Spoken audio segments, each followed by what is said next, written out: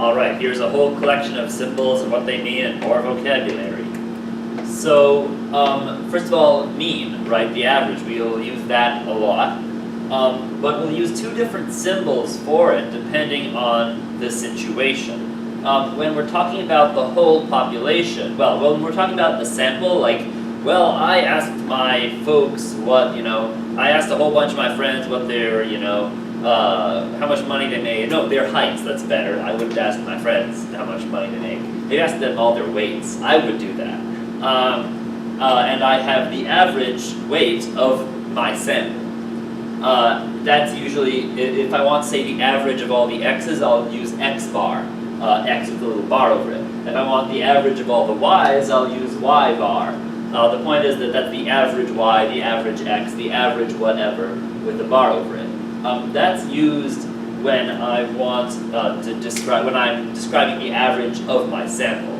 But when I'm describing the average of the population, I will use mu, the Greek m, which is sort of like a lowercase m with a little bit that extends a little below the, the line.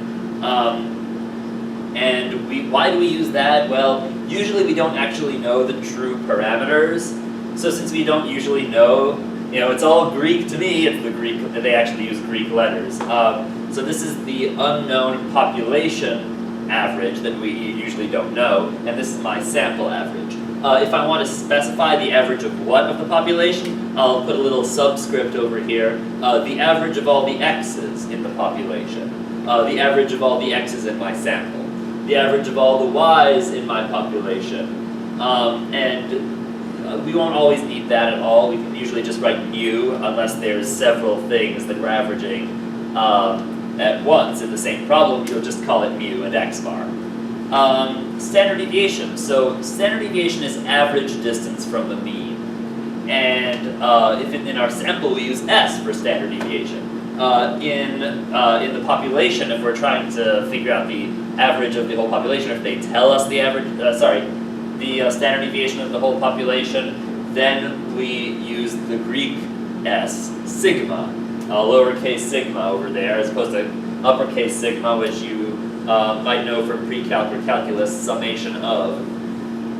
And yeah, now when I took statistics in college, they taught us about standard deviation, but they really didn't spend much time on it. And we're going to spend a lot more time on it in this course. The reason is, when you're looking at all this stuff in theory, standard deviation isn't actually useful for any calculations. It's actually variance, the square of standard deviation, which is useful. You can think of variance as the amount of variability, or the amount of noise, randomness, distance from the mean total that there is.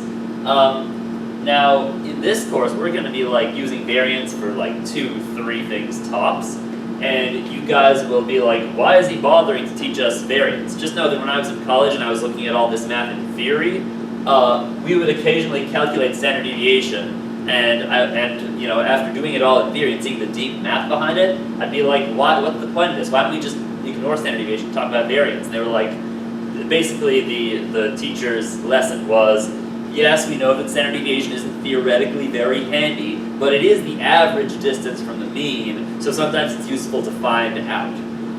In this course, just know that it's not like you can do math with it's not like you can do a lot of math with standard deviation. We'll often convert it into variance to do certain math, and it's just the same symbol squared as for standard deviation.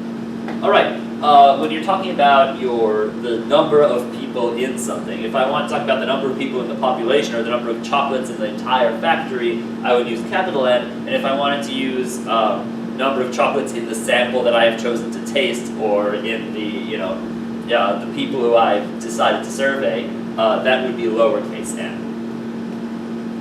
Okay, when we are making a guess as to the value of a different variable, we put a little hat over that. So well, I've looked at everybody's, I've looked at everybody's GPA, and if I was going to use that to calculate, to estimate what I think each of your SAT scores is, I would use, my predicted value for your SAT score is 1500.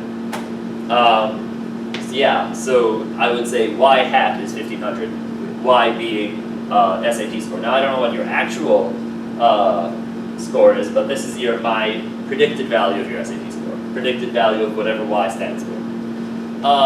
Subscripts always stand for of that thing. So in this case, standard deviation of the x's, average of the x's, average of the y's, little y over here. Subscripts always mean the average of those things, or the standard deviation of those things. Of those things is what having a subscript means. And P is going to be used all over the place. It'll always mean probability in all sorts of contexts, and sometimes it's going to get confusing, and we'll cross that bridge when we come to it, but P is going to be used a lot. And it's because it stands for probability, and we have a lot of those. Alright, so 3 additional ideas here, and then I can close up for all these symbols. Z-score, which is sometimes just going to be like Z equals 1.32 or whatever. A Z-score indicates how many standard deviations from the mean you are. So let's imagine that we're taking an IQ test, an intelligence quotient test. The average intelligence has always been, like they adjust the test that the average is always 100, and that the standard deviation is always 15. So if I have an IQ of 115, I'm 1 standard deviation above the average, so I have a z-score of 1. If my IQ is 95, I am a third of a z-score below, a third of a standard deviation below the average, and so my z-score is negative 0.333. Yes, z-score is how many standard deviations from the mean, and standard deviation is average distance from the mean. Those 2 things, you have to really know what those 2 things mean. I mean, you have to know what all this means, but standard deviation and z-score are going to come up a lot, and they are 2 very new things for you guys, especially z-score. Standard deviation, average distance from the mean. Variance, total amount of variability. Z-score, number of standard deviations from the mean. So an individual point has a z-score. Oh, Mr. B, you make $170,000 a year in the United States. That number, would have a z-score of 2.1. So, that's significantly above average. 2 whole standard deviations more than average. If the average person, is 1 standard deviation away from the mean, you're twice as far from the mean as typical and in a positive direction. How marvelous for you, yay me. Right, okay. Residual is, it won't come up a lot, but it's how far off the actual is from our predicted. So, y hat minus y will usually describe the residual. I thought I would, based on your grades, I thought your SAT score would be 1500, but you actually got 1550. So your residual, 50. Your residual is positive 50. You did 50 better than expected. Or maybe I have this backwards. Look it up. Not right now. Look it up. Which way residual is predicted minus actual or actual minus predicted. Yeah. Predicted minus actual, that would be, I predicted this, but you actually got that, so I missed by 50, so the residual is positive. Look it up. Seriously, look it up. You have a textbook. Variance. I already talked about variance. Great, so I don't have to do this again. Yay! That's that.